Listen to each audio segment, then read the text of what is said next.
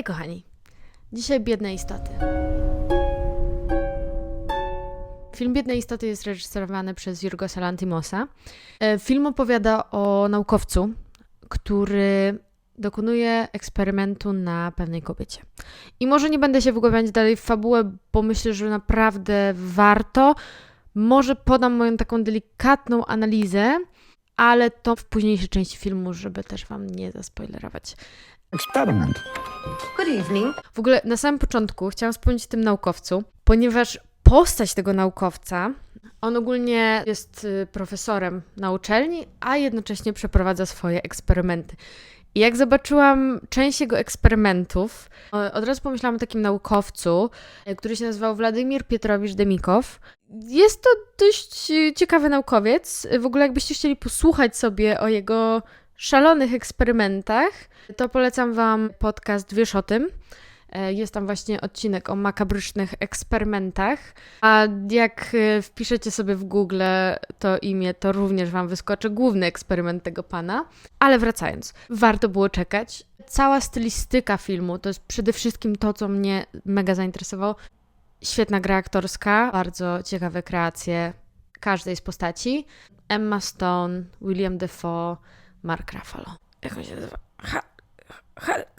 Hulk. Yes. Emma Stone. Mam nadzieję, że nie powiedziałam Watson wcześniej.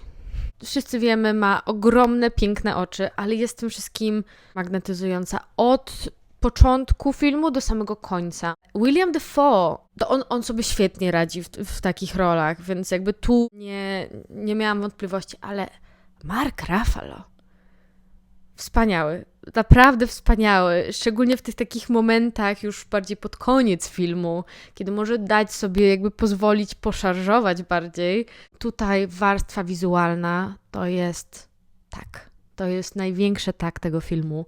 Są elementy stylu czarno-białego, taki jest trochę klimat właśnie takich filmów trochę horrorowych lat 30., 40. Bardzo ciekawe, ale jak już wchodzimy w kolory, to dostajemy pełne barwy. Nie jest to żaden szary obraz, nałożone filtry, aby ten kolor był taki niewyrazisty. Nie, tu są pełnie barwy. To jest wszystko, jeżeli chodzi o kolory. I am Bella Baxter, and there is a world to enjoy. Circumnavigate. I żółcie, i czerwienie, i niebieski, który moim zdaniem gra bardzo dużą rolę w tym filmie, ale to też również przejdę do tego. W ogóle to jest bardzo ciekawe, bo ja widziałam tylko plakat i zobaczyłam początek tego filmu, miałam takie czyli film będzie czarno-biały. Ale można powiedzieć, że kiedy eksperyment wymyka się spod kontroli, dostajemy barwy. I to mnie bardzo ucieszyło. Też jeżeli chodzi o barwy, stroje w tym filmie. Szczególnie stroje Emmy Stone. Ktoś bardzo to dopracował. W ogóle też wpisując się w aktualne trendy modowe, te wspaniałe okulary, które nosi Emma Stone w paru scenach. Jak ktoś wie, gdzie je znaleźć, proszę dajcie mi znać. Film jest długi, chociaż nie najdłuższy, jak ostatnio widywaliśmy w kinie, bo trwa 2 godziny 20. Film jest dobrze poprowadzony, nie odczuwa się aż tak tej długości filmu. Jest dużo humoru takiego sytuacyjnego w dialogach, które są świetnie wyegzekwowane, które właśnie dają ten humor. Ja byłam na pełnej sali, reakcje były w wielu momentach i ja również śmiałam się na głos. Na przykład jest przydługi moment patrzenia na siebie i dosłownie to sprawia, że się śmiejesz. Jest trochę niezręcznie i dlatego trochę zaczynasz się śmiać, a jednocześnie mimika aktorów jest zabawna. Jeżeli chodzi o nagranie tego filmu, bardzo dużo jest takiej perspektywy właśnie trochę jakby patrzeć na eksperyment. Jest dużo robiego oka, więc jakby ktoś patrzył przez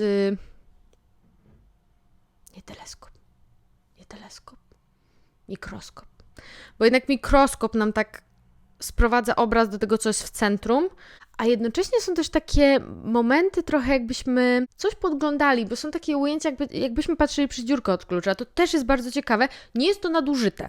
Pojawia się wiele razy w tym filmie, ale nie jest to nadużywane. Są też na przykład ciekawe perspektywy, że tak powiem, z punktu, na samym początku głównie, z punktu widzenia eksperymentów, czyli na przykład coś jest niżej. Niektóre miasta trochę wyglądają jak taki teatr, bardzo pstrokaty teatr, ale to działa. Muzyka. Ja z muzyką mam różnie. Czasem ją słyszę, czasem nie. Właśnie zależy jak się zgra z filmem. Tutaj ta muzyka była naprawdę dopasowana do tych elementów, dopasowana do tego klimatu, szczególnie w tej części takiej trochę horrorowej jednak. Ciekawy rozwój bohaterki, która przechodzi drogę w tym filmie. Film jest bardzo skupiony na seksualności kobiecej. Wręcz bym powiedziała, że seksualność kobiety jest obłędem mężczyzn. Jest to jednak mimo wszystko produkcja bardziej feministyczna. Bardzo ciekawy mnie tytuł. Na początku myślałam, że to może być jakaś książka. Potem zaczęłam się zastanawiać nad znaczeniem tego tytułu, te biedne istoty. I w trakcie filmu i po filmie miałam wiele przemyśleń, bo możemy spojrzeć na to bardzo prosto. Wydaje mi się, że biedne istoty to są po prostu te eksperymenty, które doświadczają tego mimowolnie. Bo nawet postacie, które tam są, na przykład sam naukowiec, jeżeli posłuchamy jego historii, też przeżył swoje, też był istotą, która to nie miała łatwego życia. Potem zaczęłam się zastanawiać, wychodzi na to, że biednymi istotami są kobiety, bo one są jednak tak traktowane. Też różne środowiska mogą być biedne, typu właśnie biedni ludzie. Ci bogatsi ludzie też nie mogą sobie pozwolić na pewną wolność w swoim środowisku.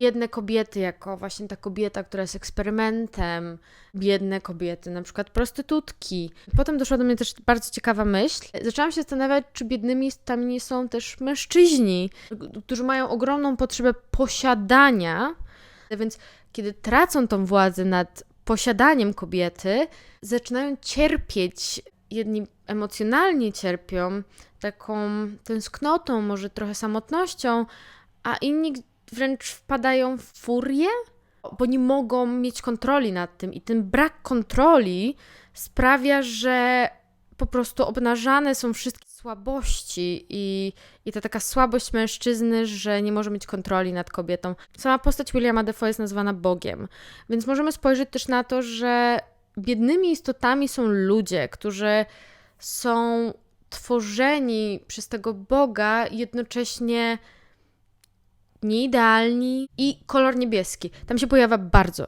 bardzo dużo kolorów, ale kolor niebieski jest tam szczególnie widziany w wielu strojach bohaterki i jednocześnie w krajobrazie. Istnieje coś takiego jak psychologia kolorów. Kolor niebieski w psychologii kolorów oznacza kreatywność, otwartość, wolność i tak naprawdę wyobraźnię.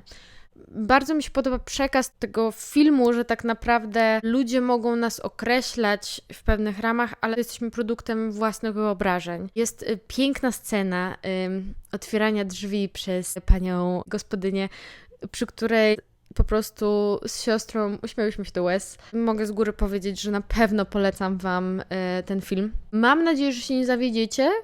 Piszcie, jak Wam się podobało. Dziękuję pięknie. Do zobaczenia. Hej!